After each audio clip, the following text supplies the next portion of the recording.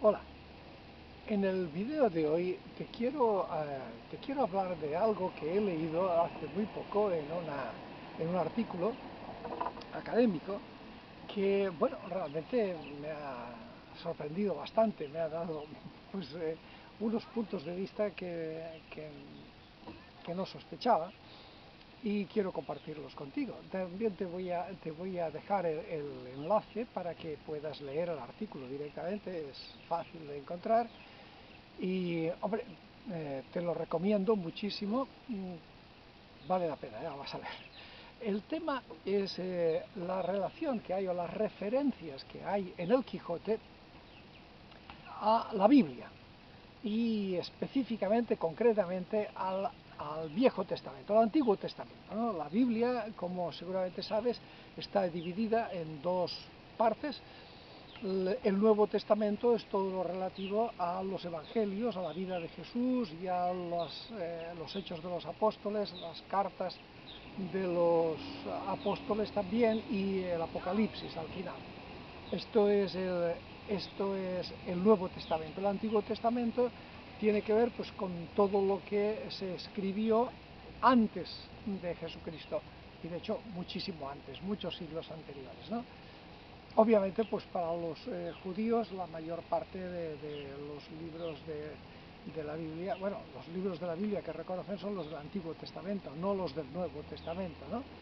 Eh, bien, entonces, yo sabía siempre, y es obvio, cualquiera de los que hemos leído el Quijote, pues es obvio que hay referencias a la Biblia con frecuencia, ¿no? Pues por ejemplo, que nos acordemos claramente, pues se habla de Sansón, se habla de Goliat, eh, pero claro, esto es lo que alcanza a ver uno que no es un experto en la Biblia, como yo, que no lo soy.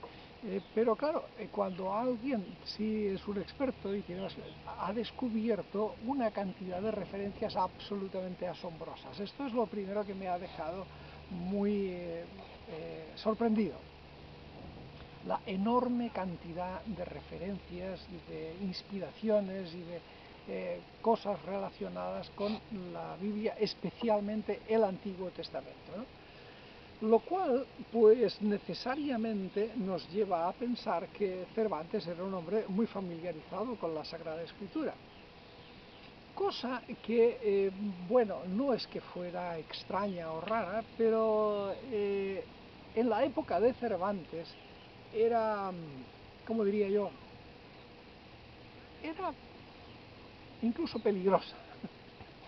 Había pasado que ya había ocurrido la Reforma Protestante, ¿no? Es decir, todos los conflictos de Lutero y de Calvino habían sucedido casi 100 años antes de que se escribiera el Quijote, bueno, digamos 70 años antes, ¿no?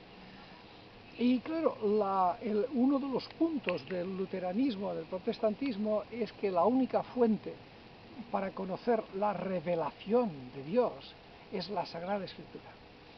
Mientras que los católicos pensamos, creemos, o nos enseñan a creer que la revelación de Dios nos llega por tres fuentes, que serían las Sagradas Escrituras, la tradición y el magisterio de la Iglesia. Bien, con lo cual, desde que aparece la Reforma Protestante, esta insistencia en la Sagrada Escritura eh, puede empezar a ser sospechosa o peligrosa. Es decir, ¿por qué tanta atención? Es decir, hay muchas más cosas que forman parte de todo el cuerpo doctrinario de la Iglesia, además de la Biblia. Entonces, tanta atención a la Biblia, pues podía llegar a ser incluso, como te digo, sospechosa, ¿no? Eh, esto es debido a la Reforma Protestante, es decir, como que hay una reacción. Entonces, ¿de dónde le viene tanto conocimiento a Cervantes de todo esto? Y, hombre, normalmente este tipo de conocimiento sobre las Sagradas Escrituras pues se adquiría en las universidades, ¿no? Es decir, donde más. Y sabemos que la educación de Cervantes en la universidad pues fue breve, corta e interrumpida, ¿no?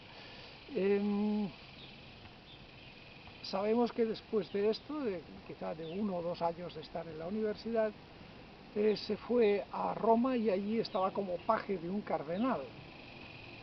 ¿Qué tanta posibilidad de estudiar tenía un paje de un cardenal y posibilidad de estudiar la Sagrada Escritura? Pues quizás sí, no sé. ¿En qué otros momentos un soldado podía ponerse a estudiar la Biblia? Hombre, tiempo libre seguro que tenían mucho, pero los soldados, como siempre lo han tenido, pero pues era la lectura de la Biblia la cosa más próxima a un soldado. No lo sé. Me resulta muy extraño todo esto, ¿no? Quizá fue en el tiempo de Argel. Hombre, Argel estaba pues controlado por los musulmanes, turcos y musulmanes, pero también había una importante colonia sefardita que además hablaban español, castellano, y que además pues seguramente sí tenían los textos del Antiguo Testamento. Además de todo esto, en este artículo se menciona que muchas de las menciones que hace Cervantes al Antiguo Testamento y referencias son a textos que no son los tradicionales católicos, sino a textos de origen hebreo. Con lo cual, pues el asunto ya se pone realmente, francamente sospechoso, ¿no? ¿Cómo se conseguía esto? Veamos, en aquel tiempo tampoco era tan absolutamente extraño o absurdo que se conociera el hebreo y se manejara esto.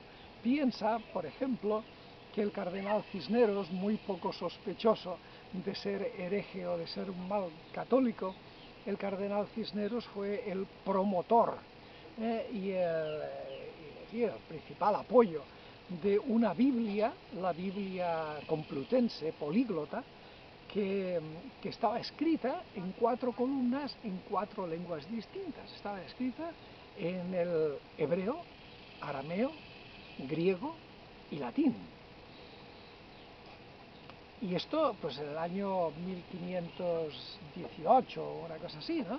En esas épocas tan remotas. Había, evidentemente, ya con el Renacimiento, un notable interés en purificar el conocimiento o el texto que se tenía de la Biblia, porque pues es un libro muy difícil, escrito hace miles de años, no hay original ninguno, todos son copias de copias de copias y traducciones de traducciones de traducciones. Entonces, claro, pues los intelectuales del Renacimiento empezaron a pensar que sería conveniente investigar pues con las lenguas originales, el hebreo, el arameo y el griego, que fueron las lenguas en las que se escribió la Biblia, no se la escribió en latín. Y los católicos pues venían usando una traducción que había hecho San Jerónimo en el siglo V. Vale, un enredo todo esto.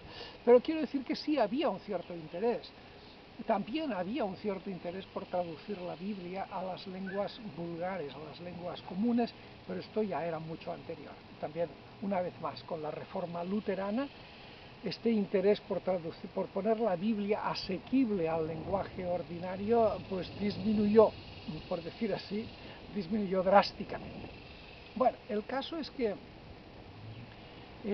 todo este conocimiento que tiene Cervantes sobre la Biblia nos lleva a pensar y a confirmar y a aumentar la impresión de que Cervantes es un personaje muy peculiar y es un personaje del que sabemos muy pocas cosas, un personaje del que seguro que ignoramos mucho porque él lo quería ocultar.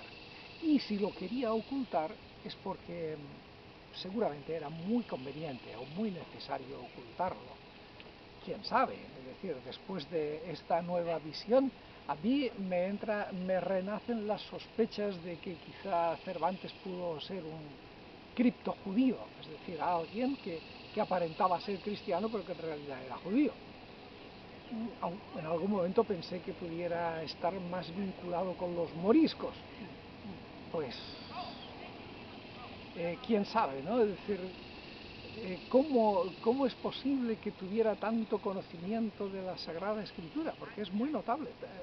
De acuerdo al artículo, cuando te lo leas te darás cuenta, los conocimientos que tiene la Sagrada Escritura son muy notables. Y la utilización que hace de esos conocimientos de la Sagrada Escritura también es muy notable. Y muchas veces refleja algún tipo de intención especial, de mensaje críptico, oculto, que no siempre lo hemos sabido entender. Bueno, el caso es que hay ahí un filón interesantísimo y yo dejo aquí este comentario que no aporto nada, lo único que hago es decirte por qué me parece que sería muy interesante que leyeras el artículo cuyo enlace te voy a poner un poquito más abajo. Realmente lo recomiendo.